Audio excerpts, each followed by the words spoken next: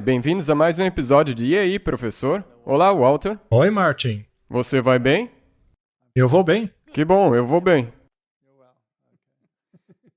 Então, o nosso tema interessante de hoje é trabalhem juntos, trabalhem juntos. Exato. A que isso se refere? Ora, exatamente o que diz aí. Trabalhem juntos. E nós vamos descobrir quem que deve fazer isso. Todos nós devemos trabalhar juntos. E por quê? Ok, mas antes de chegarmos nisso, vamos abrir com uma palavra de oração. Nosso Pai Celeste, nós te agradecemos por podermos fazer essas conversas. Por favor, ilumine nossas mentes, guie esta conversa, para que nós saibamos o que tu queres que nós façamos. Em nome de Jesus, amém.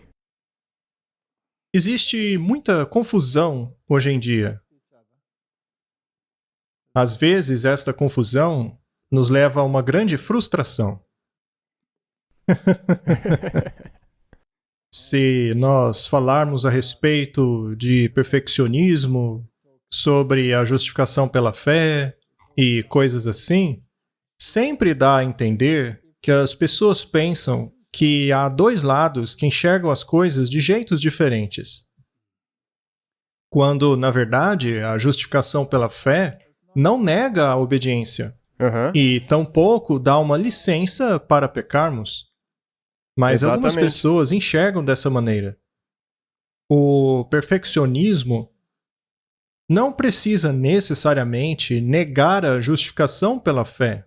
Isso se você enxergar a questão sob a luz que ela deve ser enxergada. Mas, como eu disse, as pessoas adotam um discurso, às vezes até mesmo 3 ou 4 discursos, e assim elas nunca vão se entender. Mas devemos trabalhar juntos. Nós devemos ser um grupo de pessoas separadas pelo Senhor. Um remanescente com uma mensagem específica para a humanidade, que não deve surgir de nenhuma exaltação de nossa parte. Tipo, eu já cheguei no topo do conhecimento e vocês aí que fiquem quietos. Mas sim uma mensagem que reflete o caráter de Deus e o desejo dele de salvar a humanidade. Portanto, vamos fazer a pergunta: como lidamos com as imperfeições na igreja? Bem, a resposta é a mesma da pergunta como lidamos com os imperfeitos em nossa família. Se formos um pouco sarcásticos, poderíamos dizer: obrigado, Senhor, por meu filho ter se desviado. Agora posso me separar dele ou dela e não ser mais incomodado por eles. Você faria isso, Martin? Você acha isso certo? Não. Claro que não. Você faria isso com o filho? Faria com o familiar? Faria isso com o cônjuge? Você faria isso? Não. Claro que não. Talvez existam pessoas que fariam isso, mas não é o certo a se fazer. Então, por que algumas pessoas querem fazer isso com os membros da igreja? Elas também não fazem parte da família de Deus? Eu posso me concentrar em minha própria perfeição e ser grato de não ser como eles. Será mesmo? Você é realmente perfeito? Será que foi isso que fizeram Moisés e os profetas? Ou será que se identificaram com aquele povo pecador? Moisés se identificou tanto que ele disse: tu podes tirar o meu nome do livro da vida e depois continuar. Risca-me do livro da vida, mas deixe-os viver. Portanto, este é um tópico muito sensível dentro da igreja. E nós precisamos trabalhar juntos, precisamos entrar em acordo. Se vemos algo por um ângulo diferente, não significa que agora somos inimigos. Vamos começar com uma citação. Estamos nos aproximando do fim da história da Terra. E Deus chama a todos a erguerem o estandarte da inscrição: aqui estão aqueles que guardam os mandamentos de Deus e a fé de Jesus. Já falamos sobre isso muitas vezes aqui. A respeito de qual é a fé de Jesus. Ou seja, tudo que está na palavra de Deus. É por isso que está lá, para nos mostrar qual é a fé dele e qual é a maneira de pensar no nosso Deus. Em outras palavras, nós temos que entrar em harmonia com a maneira com a qual Deus pensa para simular a fé de Jesus. Portanto, apenas ter a fé em Jesus não é suficiente. precisamos imitar a fé de Jesus. Jesus guardou os mandamentos? Sim, todos eles. Todos eles. Muito bem. Ele chama o seu povo a trabalhar em perfeita harmonia. Ele chama aqueles engajados na obra médica a unirem-se ao ministério. Será que existe a tendência de colocá-los de lado? Sim, infelizmente. Aham. Por favor, não mencione nada dessa natureza. Nós somos apenas isso ou aquilo. Nós estamos nos concentrando no aspecto médico e as pessoas vão olhar para a gente e imediatamente converterem-se e tornar-se cristãs. Não, é triste, porque como nós mencionamos, se você fizer assim, não tem luz. Muito bem, então essas pessoas precisam unir-se ao ministério. Se separarmos a obra médica da obra ministerial, então nós cortamos o braço. Ele chama aqueles que estão no ministério a cooperarem com os trabalhadores médicos missionários. Ele chama a igreja a cumprir o seu dever, segurando o estandarte da verdadeira reforma em seu próprio território, deixando os trabalhadores experimentados e treinados a trabalhar em novos campos. Nenhuma palavra deve ser dita para desencorajar ninguém, pois isso magoa o coração de Cristo e agrada muito o adversário. Será que nós nos desencorajamos uns aos outros na igreja? Com certeza. Será que nos criticamos? Veja, só falando desse ponto. Você mencionou que a obra médico-missionária não pode estar faltando a parte do ministério. E também, por essa citação, o pregador, o ministro, não pode conseguir sem a parte médica. Mas como fazer isso é o que você acabou de mencionar. Mas tem mais coisa aqui. Tem a fé de Jesus, os mandamentos de Deus, e tudo está misturado na mesma citação. Todos precisam ser batizados com o Espírito Santo. Todos devem parar de censurar-se para aproximarem-se de Cristo, para que assim possam apreciar as grandes responsabilidades que carregam os cobreiros de Cristo. Trabalhem juntos, são as palavras do nosso divino instrutor. Unidade é força, desunião é fraqueza e derrota. Eu tenho a impressão de que nós temos muita desunião e, portanto, parece que estamos tendo uma derrota após a outra. Mas não poderia a igreja, unida sob o estandarte manchado de sangue do príncipe Emanuel, e com apenas uma voz proclamar a mensagem para um mundo que perece? Deveria ser assim. Na verdade, é essa que deveria ser a missão da igreja. Juntos, como um só, pregar as 3 mensagens angélicas ao mundo. Muito bem. E se essa igreja for um hospital e as pessoas nela, basicamente, sejam pacientes recuperando-se de uma doença, que aliás é a mesma doença? Não. Bem, até que sim. Ela se chama pecado. Esta é a base. Sim, mas o que eu quero dizer, em um senso físico, será que no hospital todos têm a mesma doença? Não. Não, eles não têm. Eles têm diferentes doenças. Enquanto um tem uma coisa, o outro tem outra. Portanto, o pecado possui ênfases diferentes. E será que isso torna um paciente melhor do que o outro? Não. Não, porque pecado é pecado. E o salário do pecado é a morte. Então todos estamos morrendo. Nós precisamos de um bálsamo celestial. Temos aqui um artigo da Review and Herald, de 1908. Essas palavras foram ditas de maneira clara e enfática. Confessem suas faltas uns aos outros e orem uns pelos outros para que sejam curados. Se você vai confessar a sua falta a outra pessoa, isso implica que você tem faltas. Bem, qualquer um que diz que não tem faltas é um mentiroso. E a Bíblia diz para confessarmos as faltas uns aos outros. Mas as traduções modernas mudaram isso para pecado. Confessem os seus pecados. Os pecados devem ser confessados apenas a Deus. Exatamente. Pois isso é apenas entre Deus e você. Mas as faltas... Veja, eu tenho esse temperamento, seja lá o que for. Eu tenho essa propensão a seja lá o que for. Você pode orar por mim para que eu possa superar? Nós podemos falar sobre isso, mas não temos que entrar em detalhes meticulosos. E isso é entre Deus e você. E ela diz de novo, trabalhem juntos, amem-se como irmãos. Orem juntos. O Senhor pagou o preço de seu próprio sangue para a salvação do mundo. Ele sofreu cada indignidade que o homem poderia tramar e Satanás inventar para levar adiante o plano da salvação.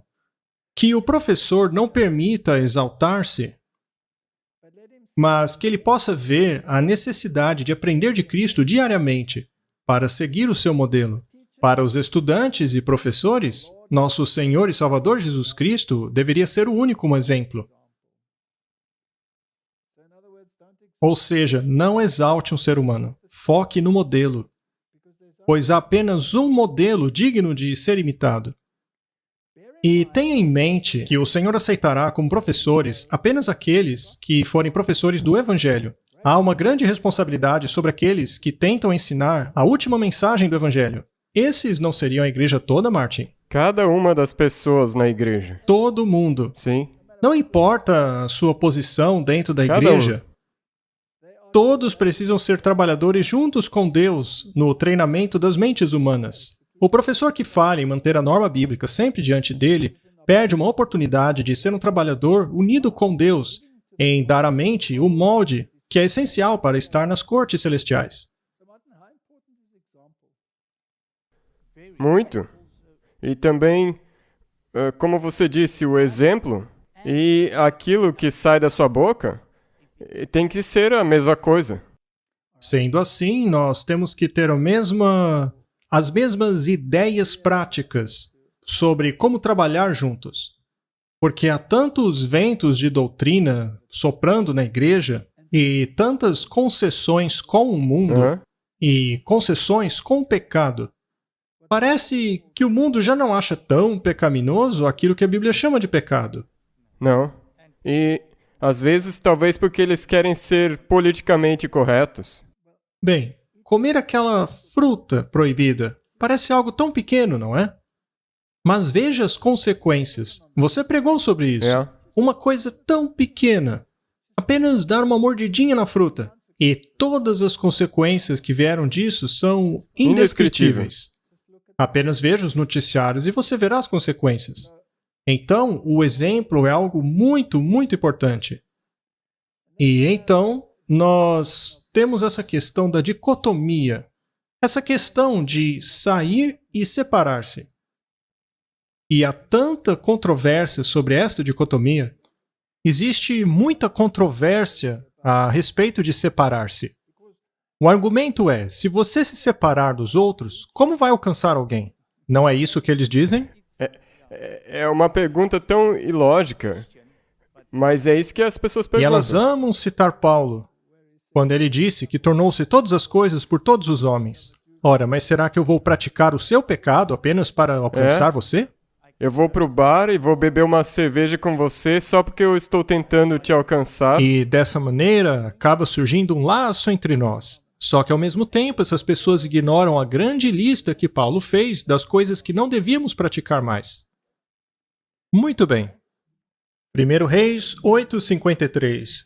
Pois tu os separaste dentre os povos da terra, para ser a sua herança, como tens falado pelo ministério de Moisés, teu servo, quando tiraste os nossos pais do Egito, Senhor Deus. Então veja que o próprio Deus os separou.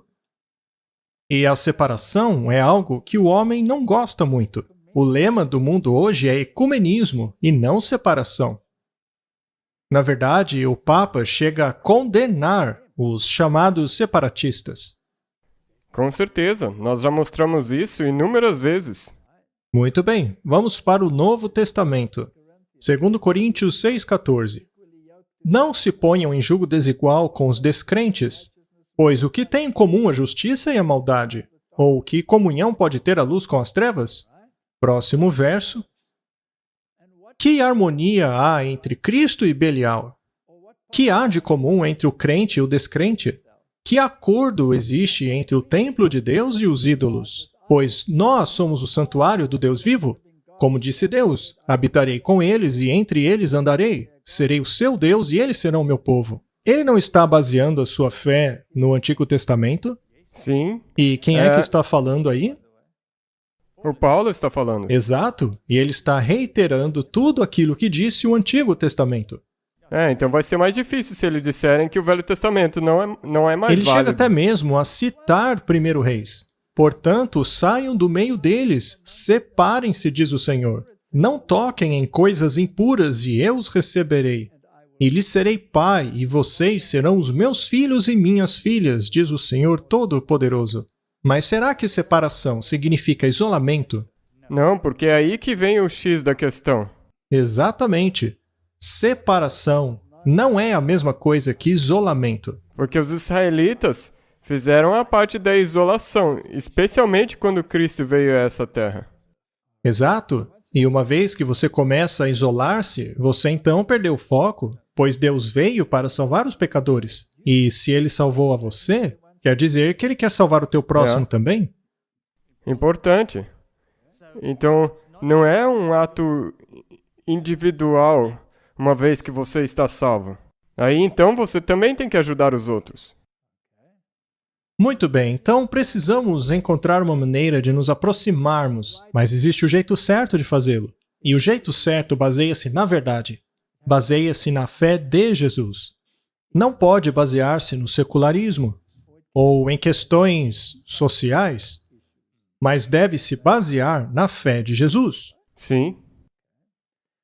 Então, ele nos chama para fora do mundo, mas não nos chama para fora da igreja. Devemos tomar cuidado com aqueles que querem separar o rebanho. Essas pessoas formam um rebanhozinho aqui, um rebanhozinho lá. Precisamos tomar cuidado com isso. Coré era um separador de rebanho. Ele disse: para Coré, aquilo não era certo. Por que Moisés tinha que ser o único a conversar com Deus? Todos somos santos. E eles descobriram que este caminho era um caminho muito perigoso. E se formos a Hebreus capítulo 10, verso 22, lemos o seguinte: cheguemo-nos com verdadeiro coração, em inteira certeza de fé, tendo os corações purificados da má consciência e o corpo lavado com água limpa. Você percebe que há uma purificação aqui?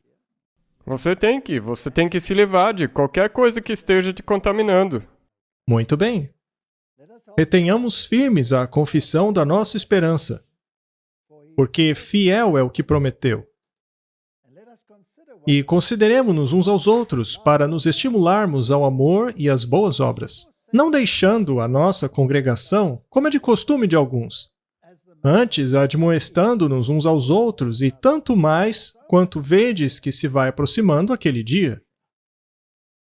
Não existe uma tendência de nos separarmos cada vez mais? Bem, se você olhar para o que está acontecendo na nossa igreja hoje em dia, nós podemos ver que Satanás tem estado muito ocupado.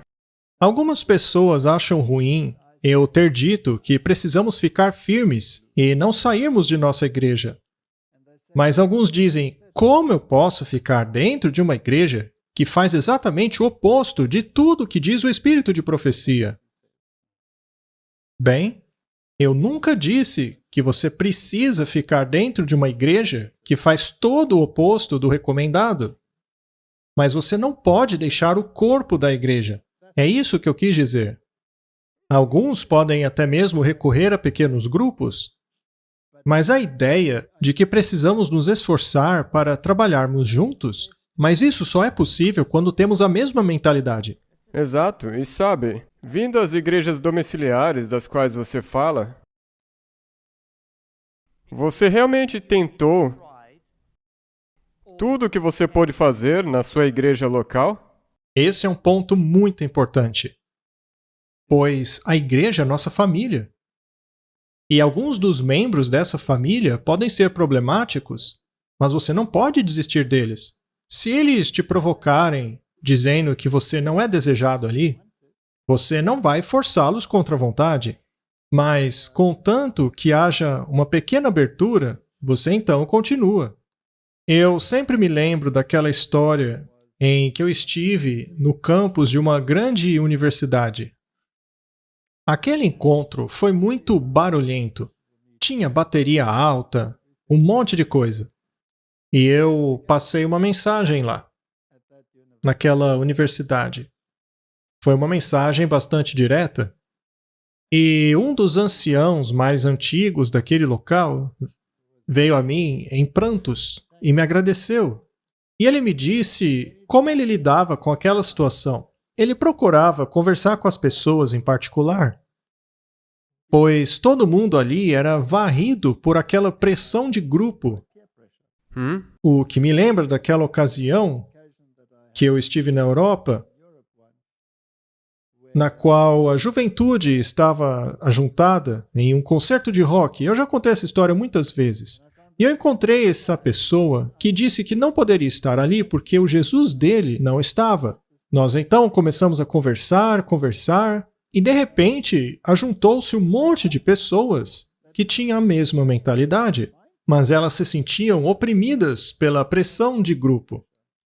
Sim, porque é isso que eu quero dizer também Porque eu tenho muita certeza que existem muitas pessoas em todas as igrejas que sentem a mesma coisa que você. Então encontre eles.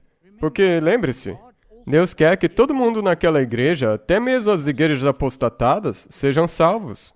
Então você tem que trabalhar nisso. Eu conheço algumas igrejas em que a escola sabatina, por exemplo, ela se divide em grupos. E existe uma classe que é mais conservadora, enquanto outra classe é mais liberal.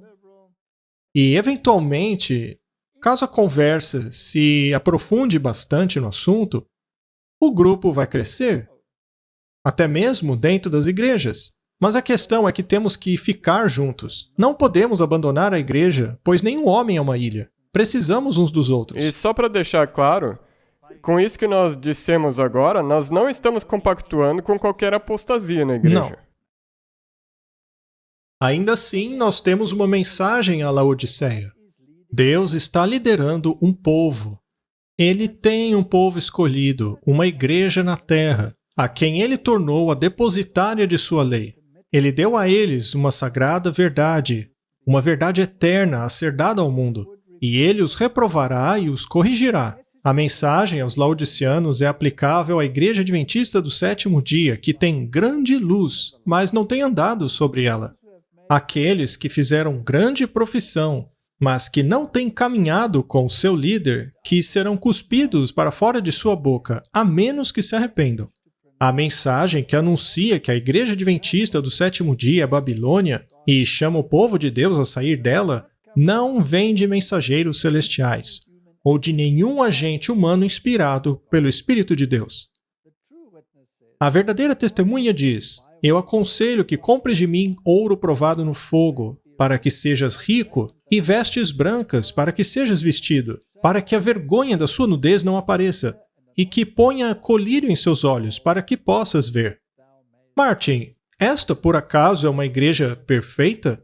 Não, não mesmo. Então talvez eu possa dirigir a você uma pergunta, porque nós recebemos muito ela. As pessoas dizem, ok, mas nós não chamamos a igreja de Babilônia, mas nós chamamos a estrutura da liderança de Babilônia. A minha pergunta é, a estrutura da liderança não é parte desta igreja? Sim. Existem pessoas na estrutura de liderança que são conservadoras? Sim. Existem pessoas na estrutura dessa igreja que são liberais? Sim. Existem pessoas nesta igreja que se encaixam em qualquer categoria? Sim. Há pessoas na estrutura de liderança que são ecumênicas? Sim. Há pessoas na estrutura de liderança que choram entre o altar e o pátio porque elas não são ecumênicas?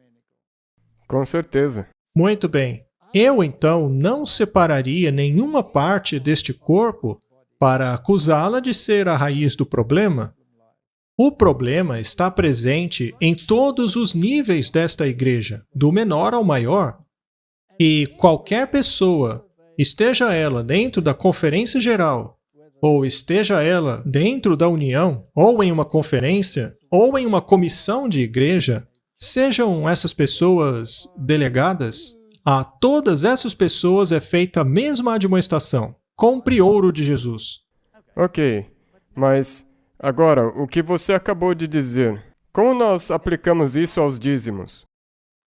Seria certo para alguém dizer, Ok? Eu não concordo com essas pessoas, com o que essas pessoas na liderança estão fazendo com os dízimos. E daí eu retenho o dízimo.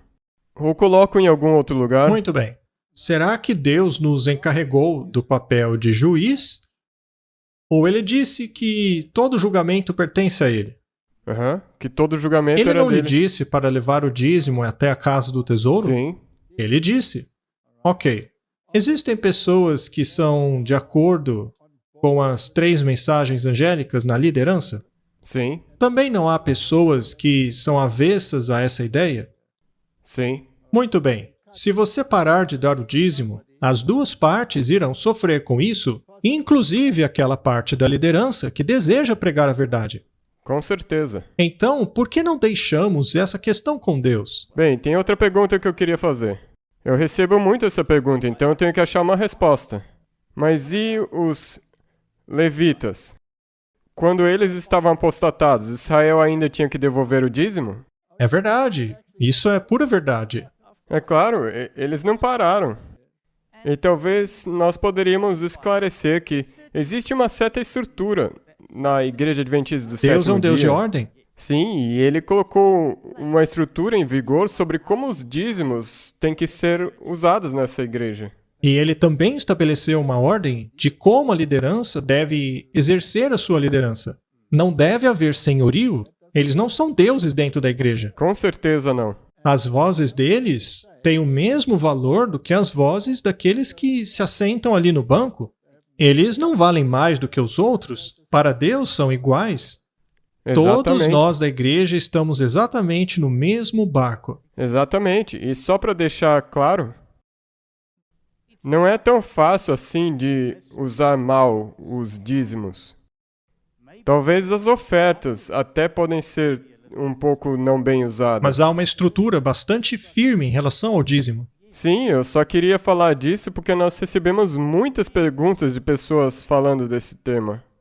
Bem, a minha resposta sempre será: o que diz o Senhor? A casa Seja do lá o tesouro. que ele disse, é isso que devemos fazer, não é? Eu repreendo e disciplino aqueles que amo. Por isso, seja diligente e arrependa-se. Eis que estou à porta e bato. Se alguém ouvir a minha voz e abrir a porta, entrarei e cearei com ele e ele comigo. Existe coerção aqui, Martin? Não mesmo. Jesus bate a Sim. porta. Mas não há coerção. Ele não abre a porta. Ele não força a porta. Você abre se quiser. Ao vencedor darei o direito de sentar-se comigo em meu trono, assim como eu também venci e sentei-me com meu Pai em seu trono. Pode até ser possível ao homem sentar em um trono, mas é muito mais difícil ao homem sentar no trono de Deus. Sim, Sentar-se no trono de Deus significa fazer parte do processo de decisão. Você faz parte do trono. Não é simplesmente uma cadeira na qual nos assentamos, mas é fazer parte do processo de decisão. Isso revela o quão inclusivista é Deus. Isso é realmente incrível. Sabe, Martin, esse Deus sobre o qual estamos falando não possui nele um pingo de coerção. e nada de egoísmo. Ele é inclusivista. Eu não conheço nenhuma outra divindade em nenhum sistema religioso que possui este caráter. É. E se você ver quando Deus faz um conselho com todos os representantes de todos os outros mundos, e ele aconselha, ele é soberano, ele é onisciente, ele tem tudo, mas mesmo assim ele inclui a todos. O nosso incrível. Deus é um Deus maravilhoso. Muito bem. E quanto aos profetas? Todos eles foram identificados com Israel pecador? Eles não disseram: ora, povo, por que vocês não seguem o meu exemplo maravilhoso? Acho que Paulo disse algo parecido uma vez, mas ele o disse com certa ironia. Vamos ler Neemias 1, verso 1. As palavras de Neemias, filho de Acalias. E sucedeu no mês de Kislev, no ano 20º, estando eu em Suzã, a fortaleza, que veio Anani, um de meus irmãos, ele e alguns de Judá, e perguntei-lhes pelos judeus que escaparam e que restaram do cativeiro e acerca de Jerusalém. E disseram: o remanescente que ficou no cativeiro, lá na província, estão em grande miséria e desprezo. E o muro de Jerusalém fendido e as suas portas queimadas a fogo. Portanto, o remanescente está em grande aflição e reprovação. E isso não seria tipológico? Sim, é tipológico. Os muros de Jerusalém estão fendidos, ou seja, a lei não vale mais. Não é isso que simboliza o muro?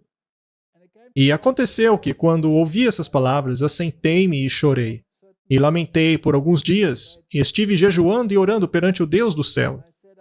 E disse: Ah, Senhor Deus dos céus, Deus grande e terrível, que guarda a aliança e a benignidade para com aqueles que o amam e guardam os seus mandamentos. Os mandamentos estão sempre envolvidos, não é? Em todo profeta. Todo profeta. Estejam, pois, atentos os teus ouvidos e os teus olhos abertos, para ouvires a oração do teu servo, que eu hoje faço perante ti, dia e noite, pelos filhos de Israel, os teus servos.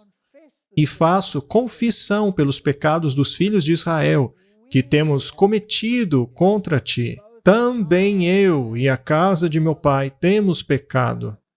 Veja só, Martin, isso não é inclusivista? Ah, com certeza. Não é? Martin, acho que podemos aprender muito disso. De todo nos corrompemos contra ti, e não guardamos os mandamentos, nem os estatutos, juízos que ordenaste a Moisés, teu servo. Martin, a nossa denominação defende muito os mandamentos de Deus. Mas ainda assim, não há elementos de rebelião a esses mandamentos infiltrando-se dentro da igreja? Com certeza tem concessões se infiltrando. E o mundo não está exercendo sua influência sobre nós? Com certeza, essas concessões já são por influência do mundo. Sim, por exemplo, peguemos o 7º mandamento. Existe hoje no mundo uma grande concessão em relação a este assunto. Hoje, a legislação defende aquilo que a Bíblia condena. Sim. E muitos de nós hoje estão evitando a postura de condenar o pecado. Pelo contrário, estão começando a aceitá-lo. Mas pecado é pecado, Martin. Acabado. Isso é muito importante. Você pode amar a pessoa, ajudar ela, mas você ainda tem que mostrar o pecado. Precisamos apontar o pecado, pois o salário dele é a morte. Exato, você não pode compactuar. Sendo assim, não podemos fazer parte desta quebra do 7º mandamento, que hoje está tão difundido no mundo, até mesmo nos tribunais. Nós devemos nos separar, dizer: sinto muito, mas aquilo que o mundo aceitou hoje é pecado. De todo nos corrompemos contra ti, e não guardamos os mandamentos, nem os estatutos, juízos que ordenaste a Moisés, teu servo. Pegue o 1º mandamento. Ela especifica qual divindade tirou Israel do Egito. Não devemos ter outros deuses diante do Senhor. Agora, é possível, dentro de um ambiente ecumênico, um ambiente interreligioso, ser fiel ao 1º mandamento? Não, porque você tem outras religiões que não obedecem nada desse 1º mandamento. Vamos pegar uma denominação cristã que diga que todos os aspectos mencionados ali no 7º mandamento incluem tudo. Inclui desde homem com mulher, a homem com homem, mulher com mulher. Tudo isso. Será que neste caso estamos sendo fiéis à Bíblia? Ou fazendo concessões? Ah, estamos fazendo concessões. Em todos os níveis, Uhum. não é? Sendo assim, precisamos estar cientes de que devemos nos posicionar, nos separarmos e alertar as pessoas. E nós temos que reconhecer que estivemos errados. Sim, que temos estado em falta e pessoalmente transgredido a lei. Lembra-te, pois, da palavra que ordenaste a Moisés, teu servo, dizendo: Vós transgredireis, e eu vos espalharei entre os povos. Mas se voltarem para mim e obedecerem os meus mandamentos e os puserem em prática, mesmo que vocês estejam espalhados pelos lugares mais distantes debaixo do céu, de lá eu os reunirei e trarei para o lugar que escolhi para estabelecer o meu nome. Haverá um ajuntamento. Mas um ajuntamento a quê? Trabalhar juntos para guardar os mandamentos? A guardar os mandamentos. Então, temos que chamar as pessoas para fora do mundo e mostrá-las que precisam guardar os mandamentos. E será que isso nega a justificação pela fé? Não, não mesmo. Ela incorpora isso. Ah, muito bem dito, Martin. Estes são os teus servos, o teu povo. Tu os resgataste com o teu grande poder e com o teu braço forte. Senhor, que os teus ouvidos estejam atentos à oração desse teu servo e à oração dos teus servos que têm prazer em temer o teu nome. Faze com que hoje este teu servo seja bem-sucedido, concedendo-lhe a benevolência deste homem. Nesta época, eu era o copeiro do rei. Salmo 106. Nós pecamos com os nossos pais. Nós cometemos iniquidade. Nós agimos perversamente. Será que estamos prontos a fazer isso como denominação? Eu acho que está na hora. Eu não sei se nós estamos preparados, mas temos que chegar nisso. Precisamos chegar lá. E se não conseguirmos, Nós não vamos conseguir. não conseguiremos, não faremos parte daqueles que trarão o grande clamor. Foi do agrado do Senhor, por amor de sua retidão, tornar grande e gloriosa a sua lei. Martin, não dá para ser mais claro do que isso. E as pessoas ainda dizem que a lei acabou, que ela é obsoleta. Não tem como ela ser Não. obsoleta. Isso é ridículo. Eu, hoje mesmo, estava falando numa aula com uma menina. Ela tem uns 14 anos de idade. E quando nós falamos de que algumas pessoas dizem que o Velho Testamento tem que ser anulado e até mesmo a lei, Não é mais válido. ela disse, mas isso não faz sentido. E ela só tem 14 anos? Eu disse pra ela, sabe de uma Eu coisa? queria poder transplantar o cérebro dela para um monte de pessoas. Exatamente, então, ela estava falando, nós falamos disso também. Ela disse, por acaso a lógica abandonou as pessoas? E esse é exatamente o problema. Isso é tão lógico se você ler a Bíblia. É impossível anular a lei e o Velho Testamento. Vamos ler mais uma vez, Martin. Foi do agrado do Senhor, por amor de sua retidão, tornar grande e gloriosa a sua lei. Será que dá para separar a lei da justiça de Cristo? Não, Justificação não é fazer a justiça? E o que é que define a justiça? guardar a lei. Ora, a lei define. Porém, este é um povo saqueado e roubado. Todos foram apanhados em cavernas e escondidos em prisões. Tornou-se presa sem ninguém para resgatá-lo. Tornou-se despojo sem que ninguém o reclamasse. Esta é a nossa condição hoje. Nós precisamos, sabe o que, Martin? Voltar à essência da coisa. O que foi que mexeu com você quando você descobriu a mensagem do remanescente? Não foi o fato de que você era o transgressor da lei? Tudo que eu achava que estava certo, estava errado. Exatamente. E quando eu descobri que a lei tinha sido alterada e que eu vivia transgredindo a lei do Senhor, isso me chocou. E aí eu comecei a pesquisar e descobri todo o restante. Sobre o anticristo, sobre justificação pela fé, todo o engano do inimigo. Mas eu cheguei ao ponto de perceber que eu estava vivendo em transgressão à lei de Deus. E, sendo assim, eu estava completamente E perdido. sabe de uma coisa? É hora de perceber que nós pecamos. Isso inclui a gente também. Você não pode dizer minha igreja, aquela igreja, todas aquelas pessoas. Nós precisamos tomar cuidado para não sermos levados por qualquer vento de doutrina evangélica. Isaías, capítulo 42, verso 23 diz: Qual de vocês escutará isso ou prestará atenção, muita atenção no tempo vindouro? Quem entregou Jacó para tornar-se despojo? Não foi o Senhor, contra quem temos pecado? Pois eles não quiseram seguir os seus caminhos, não obedeceram à sua lei. Então, Deus simplesmente os entregou. É como Paulo diz, entregou-os a Satanás. E então eles gemeram. Mas por quê? Porque eles caminhavam contra a lei. Por isso, derramou sobre eles a indignação da sua ira. e a força da guerra, e lhes pôs labaredas em redor. Porém nisso não atentaram, e os queimou, mas não puseram nisso o coração. Ou seja, teimosia. Eu acho que esse é um dos principais problemas que nós temos. Senhor, apesar de nossas iniquidades testificarem contra nós, faça-o por amor ao seu nome, porque as nossas falhas são muitas e temos pecado contra ti.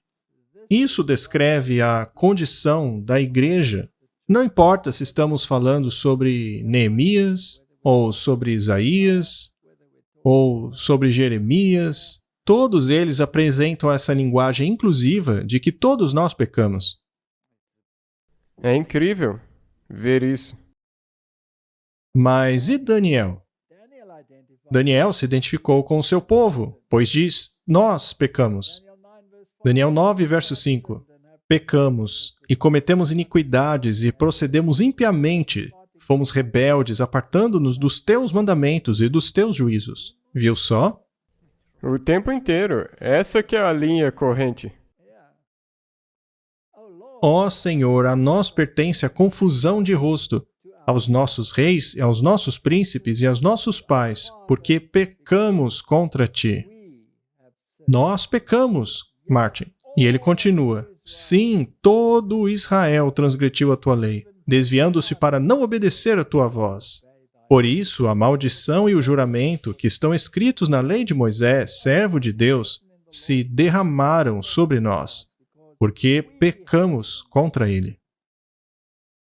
Agora, pois, ó Senhor nosso Deus, que tiraste o teu povo da terra do Egito com mão poderosa e ganhaste para ti nome, como hoje se vê, temos pecado, temos procedido impiamente.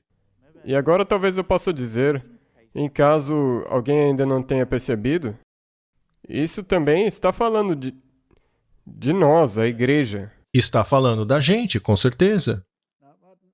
Martin, como isso afeta a justificação pela fé? Vamos consultar a Bíblia, a Palavra de Deus. Podemos? Bem, nós somos bons nisso. Vamos lá, então. Vamos a Romanos, capítulo 10. E sabe de uma coisa? O livro de Romanos é incrível. Foi ele que impulsionou a reforma protestante. É, ele pode ser... Um livro mal compreendido? Pode ser também um livro muito mal entendido. Então vamos ver, vamos dar uma olhada. Vamos ver até onde podemos chegar. Capítulo 10. Irmãos, o bom desejo do meu coração e a oração a Deus por Israel é para a sua salvação. Eles viviam em apostasia? Sim. Ainda assim, ele queria que eles fossem salvos? Não deveríamos desejar o mesmo? Exato. Então vamos parafrasear. Irmãos, o desejo do meu coração e a oração a Deus pela Igreja Adventista do Sétimo Dia é pela sua salvação. Posso ler assim? Sim. Porque lhes dou testemunho de que ela tem zelo de Deus, mas não com entendimento. Porquanto, não conhecendo a justiça de Deus e procurando estabelecer a sua própria justiça, não se sujeitaram à justiça de Deus. Qualquer esforço, qualquer meio na tentativa de estabelecer a sua própria justiça, no esforço de obedecer à lei, é fútil. Mas isso quer dizer que não devemos nos esforçar para guardar a lei? Não. E é aí que a confusão acontece. E é isso? Nós mal compreendemos um ao outro o tempo todo por causa disso. Se você aceitar a justificação pela fé, então você abriu a porta e pode dizer, Senhor, por favor, venha, entre e limpe essa bagunça aqui dentro de mim. E Jesus não vai se sentar na bagunça do seu coração. Ele vai limpá-la para então comer com você. E a comida que estará na mesa será comida limpa, boa. Tudo vai estar certo. Ao convidar Jesus para entrar, Não. você não vai estourar um champanhe quando ele estiver na mesa com você. Se você arrumaria casa para um rei terrestre, quanto mais para o celestial. Precisa ficar claro que não sou eu que limpo, mas Jesus limpa. Eu não posso fazer isso, mas Ele faz em mim. Tudo o que tenho que fazer é dizer sim. E o resultado disso é a obediência total aos mandamentos de Deus. E é isso aí. Mas se você desacreditar na justificação pela fé, e que por causa disso pode pecar à vontade, isso é simplesmente ridículo. Eu não entendo como um cristão pode pensar assim. Se você aceita a justiça de Cristo, então a lei dele precisa fazer parte da sua vida. Exato. E daí é uma caminhada. Porque o fim da lei é Cristo, para a justiça de todo aquele que crê. Será então que ele está dizendo aqui que a lei acabou? Agora a lei já era. Eu acredito em Jesus, o sangue dele está sobre mim, eu não tenho mais que guardar a E lei. o que é que Paulo traz de volta no capítulo 14? Bem, isso só mostra como as pessoas não entenderam. Exato. Ele é o cumprimento da lei. Ele é o clímax máximo da lei. O exemplo máximo do que é viver a lei. Ele é a razão pela qual eu posso usar ele. Usar a justiça dele para ser salvo. Ora, Moisés descreve a justiça que é pela lei, dizendo: o homem que fizer estas coisas viverá por elas. Ou seja, devemos guardar os mandamentos. Mas será que eles conseguiram? Não. Não conseguiram porque não fizeram pela fé, mas poderiam conseguir. Mas a justiça que é pela fé diz assim: não digas em teu coração, quem subirá ao céu? Isto é, a trazer do alto a Cristo. Ou então, quem descerá ao abismo? Isto é, a tornar a trazer dentre os mortos a Cristo. Sabe, Paulo usa as palavras de um jeito que pode confundir as pessoas. Mas o que diz? A palavra está junto de ti, na tua boca e no teu coração. Esta é a palavra da fé que pregamos. A saber, se com a tua boca confessares ao Senhor Jesus e em teu coração creres que Deus o ressuscitou dentre os mortos, serás salvo. Tá, então eu não preciso fazer mais nada. Só acreditar que Jesus ressuscitou e que Ele é o Senhor, e aí estou salvo. Não, isso não é o que ele disse. E o que significa não dizer no coração quem subirá ao céu? Ou quem descerá ao abismo?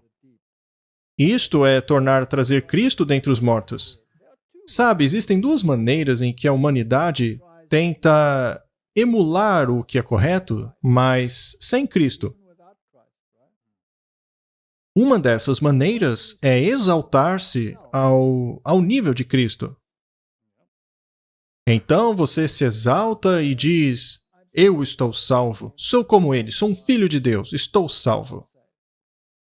Eu estou salvo. Ou então que sou da tribo de Benjamim, da linhagem de Abraão, e eu estou salvo porque venho dessa linhagem, porque Abraão é o meu pai.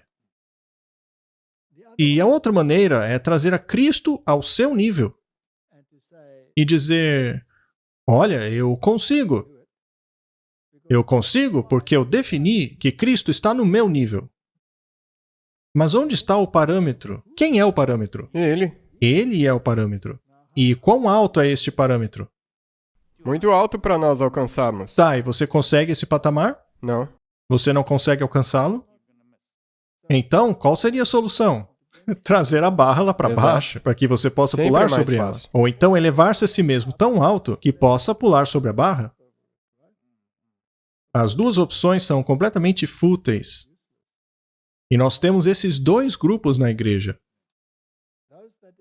Aqueles que se exaltam ao nível de Cristo, dizendo: eu posso fazer isso. E aqueles que o rebaixam ao próprio nível deles. Afinal de contas, ele se sentou com os publicanos e pecadores, eu posso fazer o mesmo. É isso que eles dizem, ou é assim que eles pensam. Mas a norma é tão alta. A norma é a justiça de Cristo. Sendo assim, nunca posso alcançá-la. A única maneira de alcançá-la é Ele trabalhando em mim. E esse trabalhar dele em mim tem resultados? Sim. Se eu não apresentar frutos, ele não está trabalhando em mim. É a mesma Correto? coisa. Sim, com certeza. É impossível, porque se seus frutos não são bons, então, obviamente, é um tapa na cara, ou então, como você acabou de dizer, você baixou Jesus ao seu nível. Pois é. Visto que com o coração se crê para a justiça e com a boca se faz confissão para a salvação, porque a Escritura diz: todo aquele que nele crer não será confundido. Porquanto não há diferença entre judeu e grego, porque um mesmo é Senhor de todos. Ele é a nossa salvação. Não existe jeito de ser salvo sem ele. Indo para o capítulo 11, verso 1, é dito: Digo, pois, porventura, rejeitou Deus o seu povo? De modo nenhum, porque também eu sou israelita, da descendência de Abraão, da tribo de Benjamim. Ele então diz um monte de coisa e diz: eles podem ser enxertados de volta, mas tem uma condição. Precisam estar em Cristo, porque eles se cortaram da vinha, se separaram dela. Eles foram cortados, podados, porque não creram que Ele era o único que faria aquilo que é impossível a eles fazer por si mesmos. Então, nós devemos ser cuidadosos de não chegar à condição de que nós tenhamos que ser podados por Cristo. Sim, e isso porque nós somos ramos selvagens que foram enxertados nele. Portanto, se o ramo original tivesse aceito a justiça de Cristo, eles também poderiam ser enxertados. E será que Paulo compreendeu a tipologia do Antigo Testamento? Ah, sim. Por isso que muitas vezes para nós parece que ele está escrevendo muito difícil. Porque ele entendia muito bem. Se formos ao capítulo 13 e pularmos a primeira parte, vamos ao verso 8, que é um novo parágrafo no original. Diz assim: A ninguém devais coisa alguma, a não ser o amor com que vos amei uns aos outros, porque quem ama aos outros cumpriu a lei. Não adulterarás, não matarás, não furtarás, não dará falso testemunho, não cobiçarás. E se há algum outro mandamento, tudo nesta palavra se resume: amarás ao teu próximo como a ti mesmo. Ou seja, o que ele está querendo dizer é o seguinte: o amor ao próximo é o resumo da lei. Mas isso quer dizer que ele anulou a lei? Não, Pelo contrário. absolutamente. O amor não pratica o mal ao próximo, de sorte que o cumprimento da lei é o amor. Então, se você não demonstra amor e compaixão pelos que estão em erro, neste caso, você é um transgressor da lei. É correto? 100%. Isso é assustador. Eu acho que eu vou parar por aqui. Isso é muito verdade. Sabe, o problema é que as pessoas... Nós já fizemos uma conversa sobre isso, mas as pessoas entendem errado o que é amor. As pessoas não entendem o que é amor. E é por isso que eles dizem que a lei foi abolida. Porque eles enxergam a lei como não contendo amor nela, quando na verdade ela é uma transcrição do amor de Deus. É a incorporação do amor.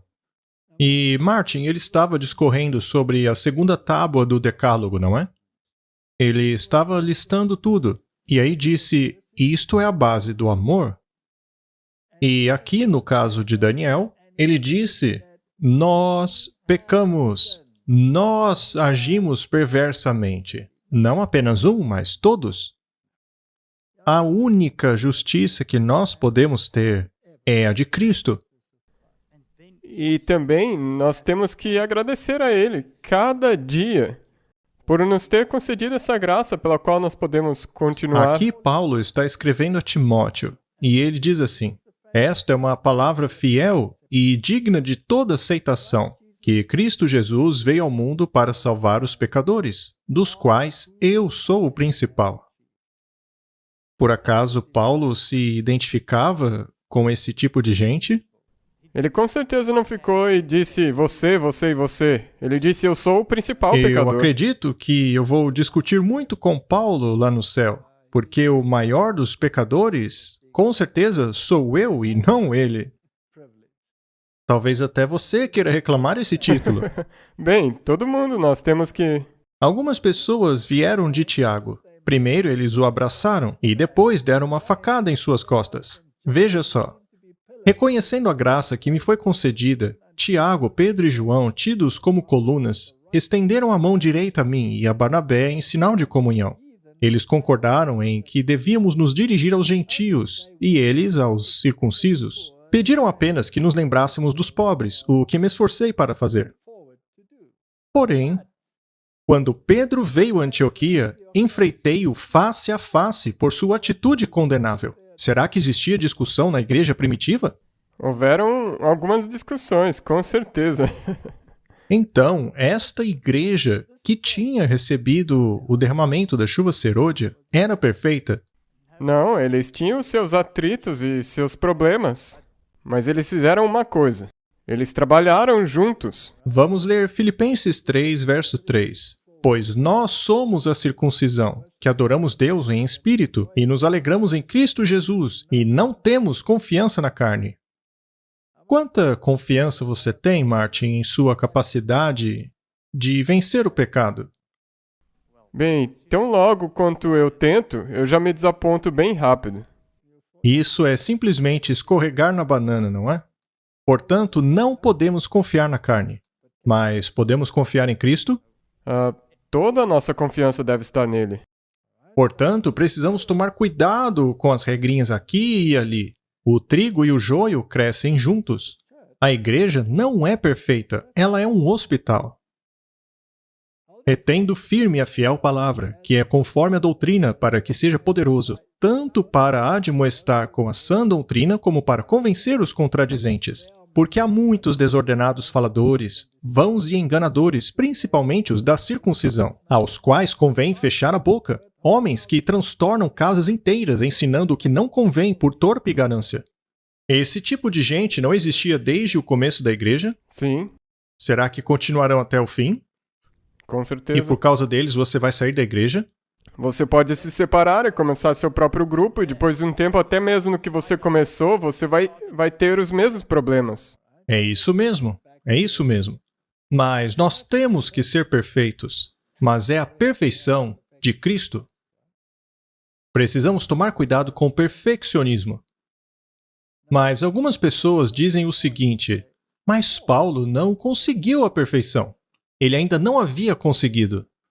Não que ele tivesse conseguido, mas depois ele conseguiu, e nós também podemos. Ora, onde diz na Bíblia que ele conseguiu a perfeição? É Paulo que escreveu a respeito da transformação após a última trombeta, não é? O Espírito de profecia diz que somente após a transformação deste corpo pecador para um corpo glorificado é que nós finalmente seremos impecáveis. Sim. Tá, tudo bem. Mas será então que isto seria um aval para continuarmos pecando, como dizem alguns aí? Não.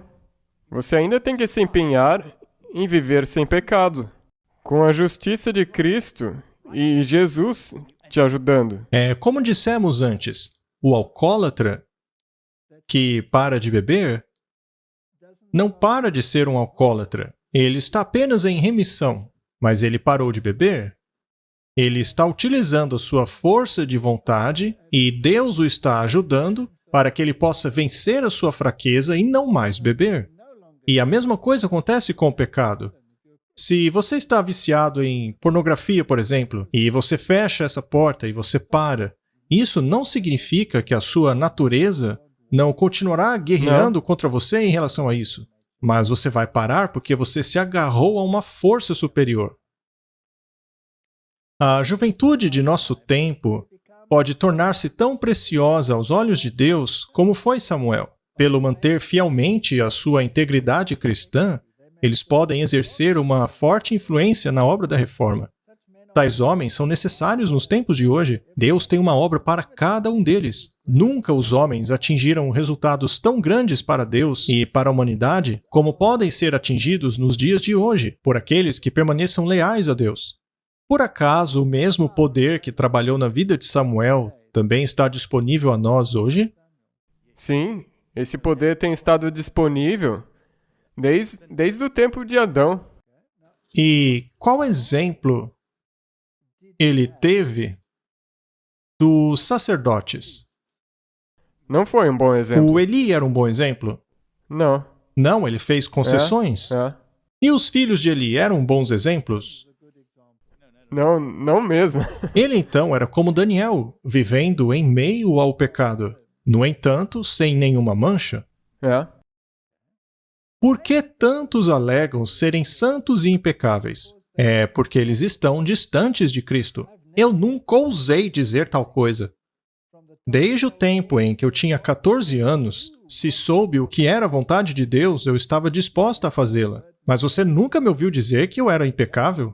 Aqueles que atentam para a amabilidade do exaltado caráter de Jesus Cristo, que foi santo e exaltado, nunca diriam tal coisa. Ainda assim, precisamos ter que lidar com pessoas que dizem tais coisas. Por acaso esta citação diz que você pode continuar pecando? Não. Mas ela diz que você não pode dizer ser impecável?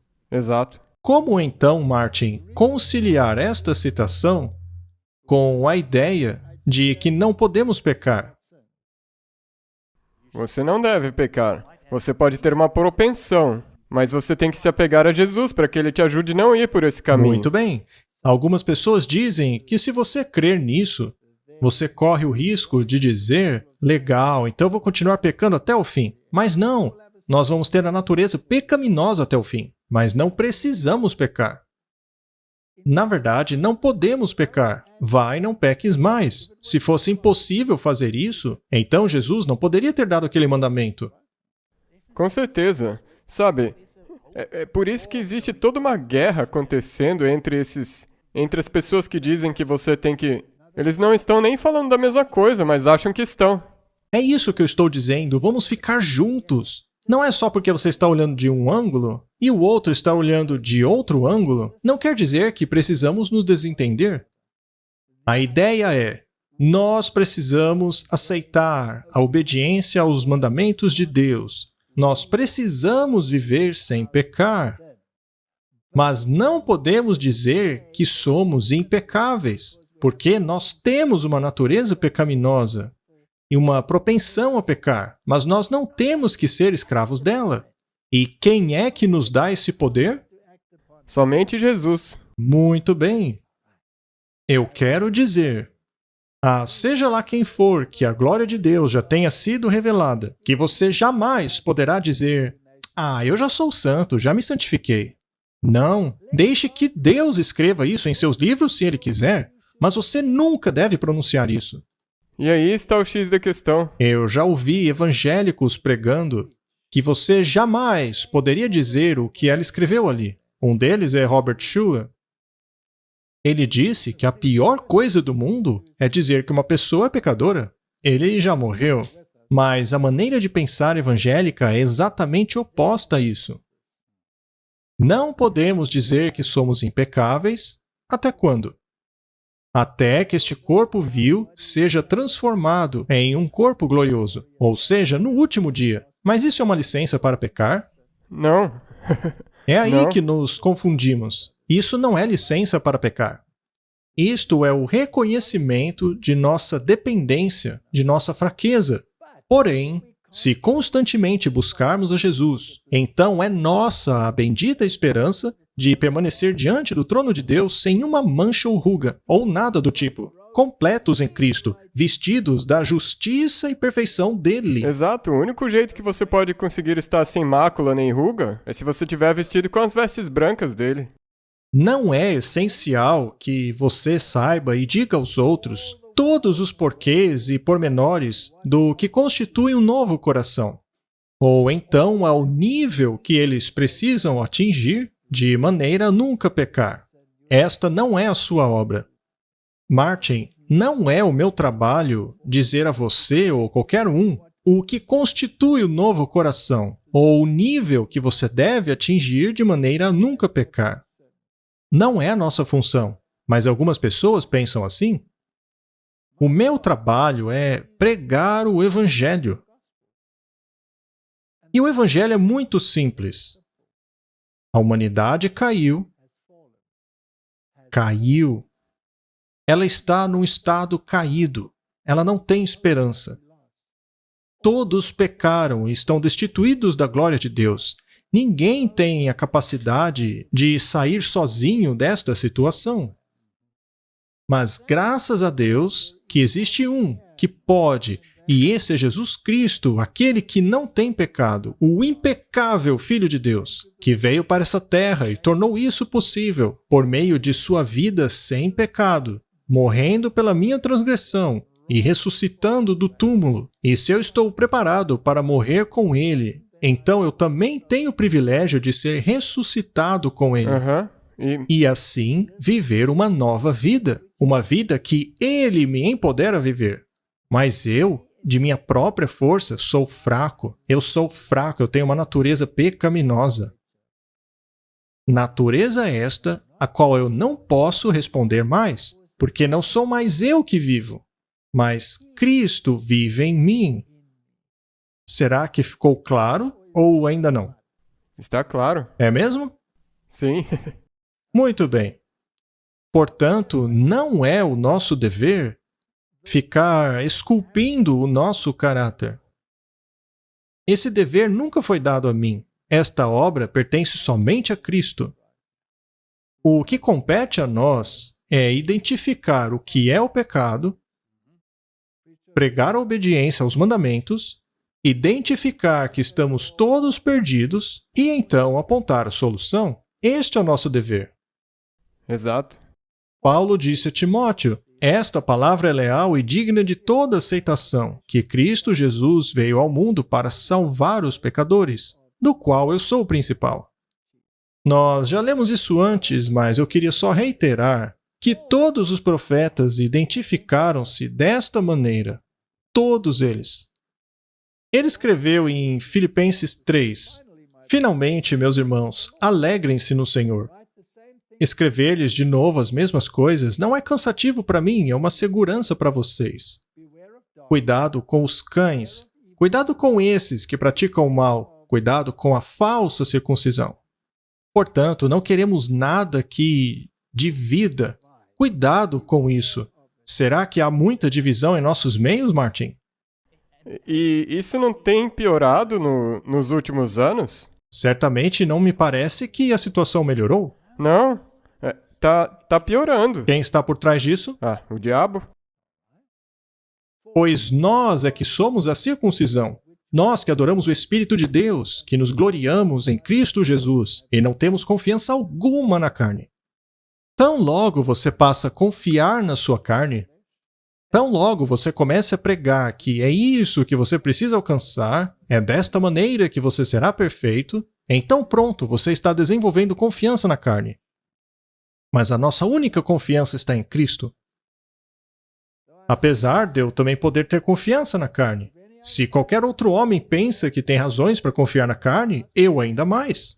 E aí Paulo começa a fazer uma grande lista e depois considera tudo lixo. Eu amo o jeito que ele escreve. Isso soa como... É mesmo.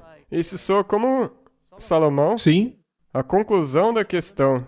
Na lista ele diz como ele era bonzão. Eu fui circuncidado no 8º dia da linhagem de Israel, da tribo de Benjamim, hebreus de hebreus, segundo a lei fui fariseu, segundo o zelo fui perseguidor da igreja, segundo a justiça que há na lei, irrepreensível. Ele fazia tudo direitinho. Porém, ainda assim, o que era para mim lucro, passei a considerar perda por causa de Cristo. Ou seja, tudo isso não valia nada. Mais do que isso, considero tudo como perda comparado com a suprema grandeza do conhecimento de Cristo Jesus, meu Senhor, por quem perdi todas as coisas. Na verdade, eu as considero como esterco para poder ganhar Cristo. Ou seja, todas as obras de Paulo, todo o zelo dele, não passava de esterco. Todas as coisas que você obteve. Será que dá para comparar a algo pior, delas. Martin? Não. Eu acho que não, não é? E ser encontrado nele, não tendo a minha própria justiça que procede da lei, mas a que vem mediante a fé em Cristo, a justiça que procede de Deus e se baseia na fé. Martin, ele diminuiu o nível ou aumentou o nível? Ele levantou, ele mostrou onde que o nível estava, e esse nível é Jesus. Então o melhor esforço de Paulo era lixo. É. Não é mesmo? Quero conhecer a Cristo e o poder da sua ressurreição e a participação em seus sofrimentos, tornando-me como ele em sua morte, para, de alguma forma, alcançar a ressurreição dentre os mortos. Essa é a nossa única esperança. Sabe, agora, algumas pessoas podem se desanimar. O nível é muito alto, mas Jesus tornou isso possível. É por isso que ele disse, vocês têm que ter fé na justiça dele. Qual é a nova aliança? Nela, onde está o Senhor? Escrito no coração. No coração. Pois, naturalmente, quando ele ainda não era escrito no coração, não valia nada. E era a carne. Toda a sua reputação É, em guardar a lei não valia nada. E então ele faz essa declaração que faz com que muitos pensarem que, bem, talvez ele não tivesse chegado lá ainda. Ele disse, não que eu já tenha alcançado isso, ou que tenha sido aperfeiçoado, mas prossigo para alcançá-lo, pois para isso também fui alcançado por Cristo Jesus. Irmãos, não penso que eu mesmo já o tenha alcançado, mas uma coisa eu faço, esquecendo-me das coisas que ficaram para trás e avançando para as que estão adiante, prossigo para o alvo, a fim de ganhar o prêmio do chamado celestial de Deus em Cristo Jesus. Esta é a solução para o problema. Esta é a solução. Se todos nós corrermos juntos em direção a esta marca, não estaremos permanecendo juntos? Ele vai. Ele não tem como agir de outro jeito, porque quem é aquele em direção a qual as pessoas estão trabalhando juntos? Será que eu posso dizer que, uma vez que todo mundo está fazendo sua própria norma, e alguns estão dispostos a condescender com o mundo, que nós estamos sendo espalhados? Enquanto que, se nós tivéssemos essa norma suprema como nosso foco e avançássemos juntos em direção a ela, nós automaticamente permaneceríamos juntos. Toda essa conversa, então, é um apelo à igreja. Com certeza, especialmente na época que nós estamos vivendo. Nós temos que, uma vez ou outra, isso vai ter que acontecer. Porque nós temos que continuar. Nós temos que prosseguir, como você disse no começo.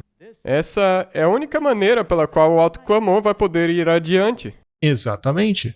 Prossigo para o alvo, pelo prêmio da soberana vocação de Deus em Cristo Jesus. Por isso, todos quantos já somos perfeitos, e como atingir essa perfeição? Fé na justiça de Cristo. Tenhamos esta mentalidade. E se em algum aspecto vocês pensam de modo diferente, isto também Deus lhes esclarecerá. Ou seja, não existe outra mentalidade. É essa ou nenhuma outra. Todavia, naquilo que já chegamos, andemos segundo a mesma regra e sintamos a mesma coisa. Martin, sintamos a mesma coisa. Nós estamos na posição privilegiada de sermos chamados os depositários da lei de Deus. Mas será que você foi chamado a isso por ser uma pessoa super obediente, que a obedece perfeitamente? Será Não. que Paulo foi chamado por esta razão? Ora, sabemos que não. Todo o esforço dele era como esterco. Assim como você também estava e eu estava. Então, se não tivermos esta mentalidade, nós nunca permaneceremos juntos. Muito bem, Martin, a gente pode falar e falar e falar. Eu acho que devemos concluir com um pensamento. É um pensamento que está lá em Judas. Você sabe o que eu gosto do livro de Judas? Você sabe como ele começa a carta dele? Ele diz, Judas, servo de Jesus Cristo e irmão de Tiago, aos que foram chamados, santificados em Deus Pai e conservados por Jesus Cristo. Martin, sobre quem estamos falando aqui? Este daqui era Judas, é o irmão de Jesus. Ele era o meio-irmão de Jesus. Mas ele não refere-se a si mesmo como sou Judas, o irmão de Jesus. É? Não, ele diz, eu sou Judas, o servo de Jesus Cristo, irmão de Tiago. E Tiago também era meu irmão de Jesus, mas ele se chama de servo. E agora, se formos a Tiago, vamos a Tiago. Vamos ao comecinho de Tiago. Veja o que Tiago diz. Tiago, um servo de Deus e do Senhor Jesus Cristo, às 12 tribos que foram espalhadas. Você viu só, Martin? Isso não é inacreditável? Não é verdadeira humildade? Isso é incrível. Tiago cometeu deslizes? Ah, sim. E Pedro cometeu deslizes? Sim. Pedro não defendeu Judas? Sim. Sim. Interessante, não é? Até o Paulo, ele teve problemas com Marcos. no começo. Sim, e Barnabé ficou bravo porque Marcos era o seu sobrinho. Ali tinha todo tipo de besteira, mas no final eles trabalharam juntos. Sim, e Paulo foi embora com os dele, e ele tentou avançar, mas o Espírito Santo o parou, e ele tentou e não conseguiu nada. É fascinante. Mas vamos terminar com Judas. Mas vós, amados, edifiquem-se na santíssima fé que vocês têm, orando no Espírito Santo. Mantenham-se no amor de Deus, enquanto esperam a misericórdia de nosso Senhor Jesus Cristo os leve para a vida eterna. E tenham compaixão daqueles que causam diferença. Precisamos ser uma igreja compassiva, Martin. Precisamos cuidar dos pisoteados. Precisamos cuidar daqueles que estão feridos. Precisamos parar de sermos tão exaltados e poderosos e querer julgar todo mundo. E a outros salvem, tirando-os do fogo. A outros ainda mostrem misericórdia com temor, odiando até a roupa contaminada pela carne. Ou seja, precisamos ser puros. Mas isso não significa que você não vai sujar suas mãos. Você pode se queimar ao tirar alguém do fogo? Sim, é possível. E agora vem uma das mais belas declarações da Bíblia. Ora, aquele que é poderoso para vos guardar de tropeçar e apresentar-vos irrepreensíveis com alegria perante a sua glória. Ao único Deus, sábio, Salvador do mundo, seja glória e majestade, domínio e poder para sempre. Amém. Não vale a pena nos unirmos ao redor disto? É a única coisa. Este é o fator unificador. Exato. É o que deu força à igreja primitiva. E é isso que deveria dar força à última igreja. Certeza. Vamos orar. Querido Pai, a nossa igreja tem estado em tamanha confusão e nós temos que admitir, Senhor, que nós temos falhado, nós temos feito indulgências com o mundo, nos unindo a concílios ecumênicos. Fazemos parte de coisas que não deveríamos fazer. Temos feito parte de coisas que os pés daquele que se separou não deveriam pisar. Nós temos feito todas essas coisas. E ainda assim, o Senhor quer derramar o seu Santo Espírito sobre nós, sobre todos aqueles que têm a fé de Jesus. O Senhor nos deu uma comissão muito especial. O Senhor nos deu ordem de marchas muito precisas. Ajuda-nos, Senhor, a ficarmos juntos, trabalharmos juntos para completar a grande comissão. Queremos ir para casa. É a minha oração em nome de Jesus. Amém. Amém.